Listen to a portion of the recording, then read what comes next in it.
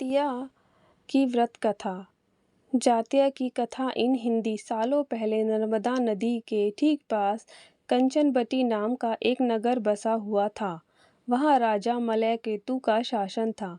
कंचनबटी नगर के पास में ही एक रेतीली बालूहटा नामक जगह थी। उसके पास में एक बड़ा सा पेड़ था। उस पेड़ में एक चील रहती थी और नीचे एक गीदड़। दोनों में गहरी दोस्ती थी। एक दिन दोनों ने सोचा कि सारी महिलाएं जातियां व्रत करती हैं तो क्यों ना हम भी कर लें। इसी सोच के साथ दोनों ने ठान ली कि अब वो भी इस व्रत को करेंगे। उन्होंने ही श्री जीतुवाहन भगवान को मन ही मन नमस्कार करते हुए कहा कि हम आपकी पूजा व्रत पूरी विधि के साथ करेंगे। जैसे ही व्रत का दिन आया तो पास के ही एक धनवान व्यापारी की मौत हो गई। उसको अंतिम विदाई देने के लिए बालू हटा ही लाया गया जहाँ गीदड़ और चील रहते थे। व्रत के दिन गीदड़ ने मरे हुए व्यक्ति को देखा तो उसे भूख लग गई। वो खुद को रोक नहीं पाई और मांस खाने की वजह से उसका व्रत उसी वक्त टूट गया। उस व्यापारी के शव को चील ने भी देखा था, लेकिन उसने व्रत के कारण उसे नहीं खाया। बाद में चील और गीदड़ दोनों के अगले जन्म हुए कंचनबटी के भास्कर नामक ब्राह्मण के घर में बेटी के रूप में पैदा हुई। चील का जन्म बड़ी बहन के रूप में हुआ जिसका नाम शीलवती पड़ा और उसकी शादी बुद्धिसेन नामक लड़के से कराई गई। गीदड़ का जन्म उसकी छोटी बहन करूपावती के रूप में हुआ। समय होने के बाद उसका विवाह कंचनबटी के राजा मलयकेतु ने उसके पिता ने कराया नहीं खाया।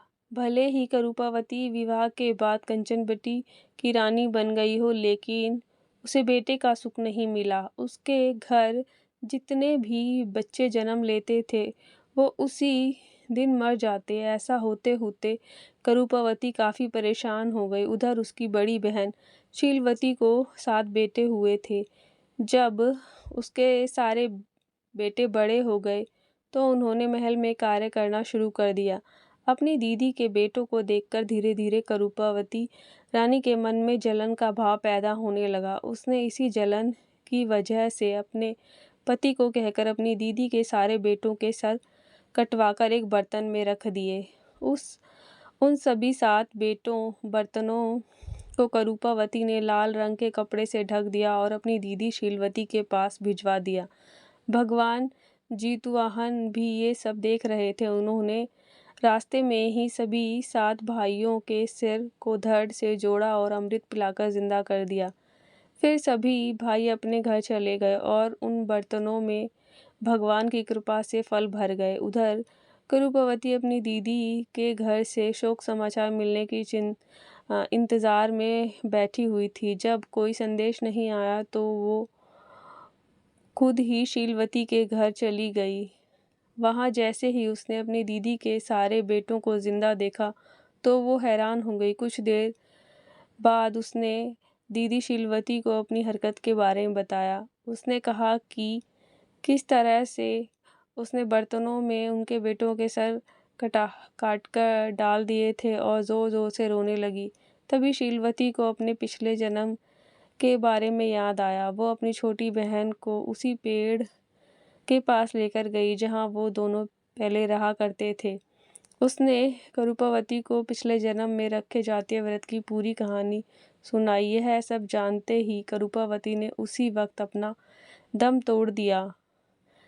राजा को तुरंत शीलवती ने इस बात की जानकारी भिजवाई। अपनी पत्नी के बारे में दुख भरा समाचार मिलते ही राजा वहां पहुंचे और करूपावती को उसी पेड़ के नीचे अंतिम विदाई दी।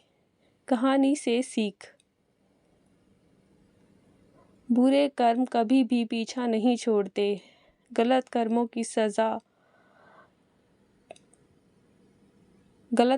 की सज़ा को भोगना ही पड़ता है। दोस्तों, ये कहानी आपको कैसी लगी और इस कहानी से आपको क्या सीख मिलती है मुझे कमेंट करके ज़रूर बताएं और मेरे चैनल को सब्सक्राइब करें और मेरी वीडियो को लाइक एंड शेयर करें। मिलते हैं एक नई कहानी के साथ, तब तक के लिए बाय बाय। अच्छा रहें और अच्छा बोलें।